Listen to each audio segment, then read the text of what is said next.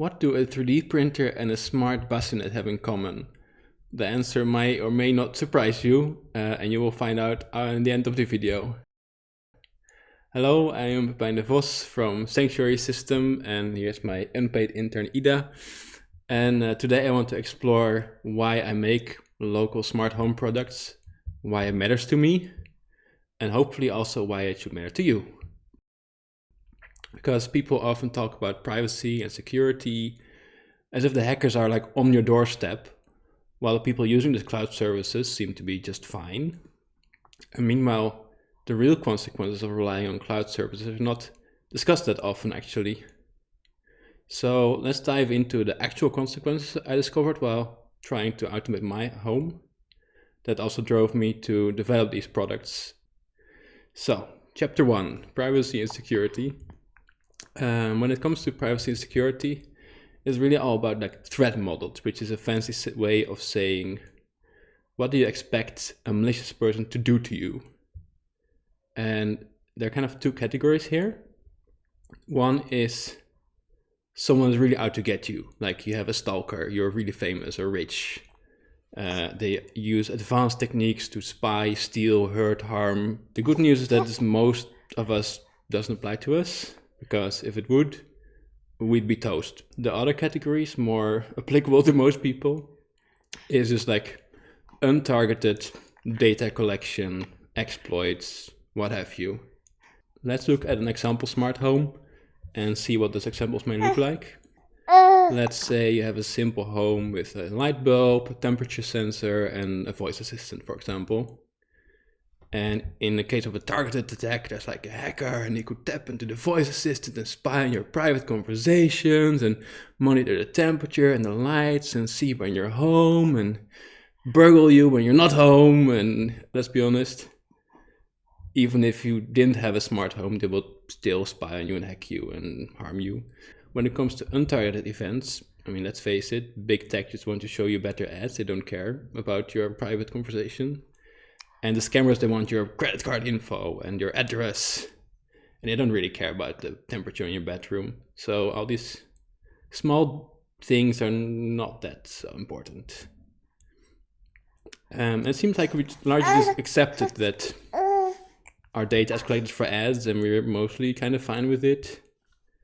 And that's honestly the most privacy invasion that most of us face. So it seems like privacy concerns are kind of overblown for most of us, but it's actually a more immediate threat. Just companies changing the rules after you already paid for the product. So that's part 2, getting screwed over.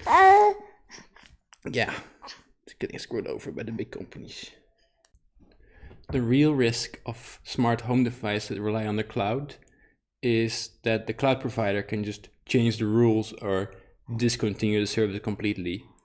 Just in the last couple of weeks, I saw several instances of companies changing the rules for a product you already own. The first story is about Bambu Lab, a manufacturer of 3D printers.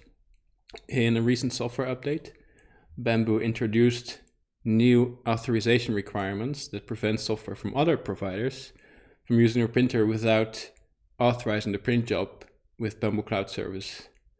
After a widespread backlash from the community, they pinky promised that they will never charge for using your own printer or outright prohibit third-party tools and filament, but you'll just have to trust them on that, I guess. The second story is about the Snoo Smart Sleeper Bassinet by Happiest Baby. The Snoo, which I kid you not, costs over $1,500 US, is a bassinet which can automatically soothe your baby to sleep with like white noise and gentle rocking. Very nice for babies, huh?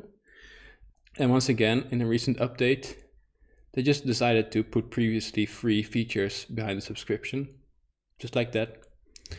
So let that sink in. You'll just pay over $1,000 for a bassinet, and then the greedy bastards just decide on top of that you'll need to pay a monthly fee for the privilege of, hold on, to set the motion to a consistent level. Sure, why not? So every time you rely on the cloud, your provider, you can change the rules anytime and discontinue the service and do whatever they want, basically. Sometimes it just leaves you with an expensive paperweight, basically. Meanwhile, the local smart home devices, you just own them, set them up, they keep working forever, never a subscription. You just know what you get, basically. There's no surprises. So, given the explosive growth of artificial intelligence and my own recent interests, I want to devote some special attention to the state of voice assistants, both cloud-based and local, in this video. In the cloud landscape, we once again see a slew of companies just changing the rules, canceling products, whatever. And especially in the category of like pre-ChatGPT assistants, many are a bit on shaky grounds. For example, Microsoft Cortana recently got completely cancelled, so no more Cortana. And who knows what else is maybe coming. I wouldn't put too much faith in, for example, a certain company that has a whole website dedicated to products that they killed.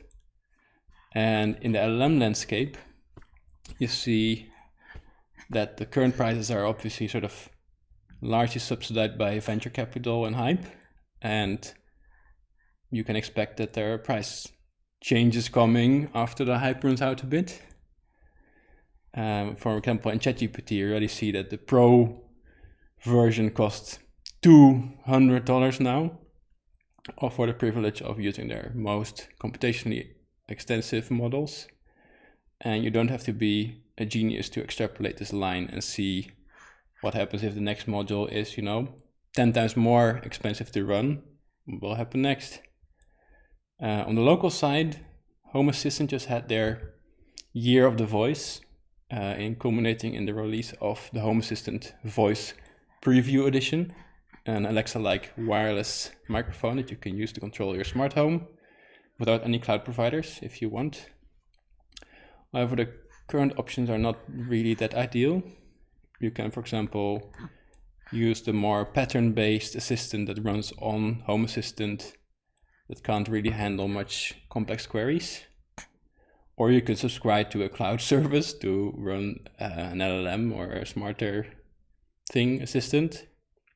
Or you can run LLMs on your gaming PC or whatever, except then you have to keep your energy hungry machine running 24/7, so that's also not perfect.